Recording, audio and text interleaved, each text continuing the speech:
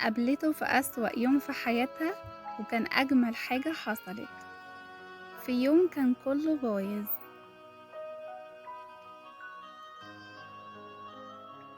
ملك نزلت متأخر على شغلها، الأتوبيس فاتها، الموبايل كمان فصل شحن، ولما وصلت المكتب مديرها خصم ليها يوم كامل.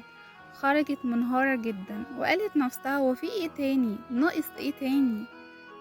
وهي ماشية في الشارع المطر نزل فجأة والدنيا كلها اتحولت لحالة فوضى. حاولت تستخبى تحت عمارة بس لقيت شاب واقف تحت بيضحك، مسك شمسية وقال لها باين عليكي النهاردة يومك كان زي الجو، تعالي خدي معايا نص الشمسية. ضحكت رغما عنها وقالت له هو لسه في حد بيشارك الشمسية؟ ومن هنا بدأت الحكاية.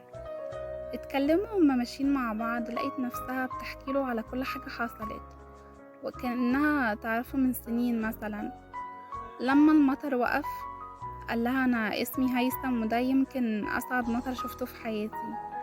ومن اليوم ده بقى كل ما المطر ينزل تفتكر أول لقاء وتفتكره هو. بدأوا يشوفوا بعض بالصدفة وبعدين مش بالصدفة، شاي على كورنيش، ماشي في شوارع فاضية. حبهم كان بسيط، مفهوش بهرجة ولا فيه كده، بس فيه راحة، وده كان أهم حاجة.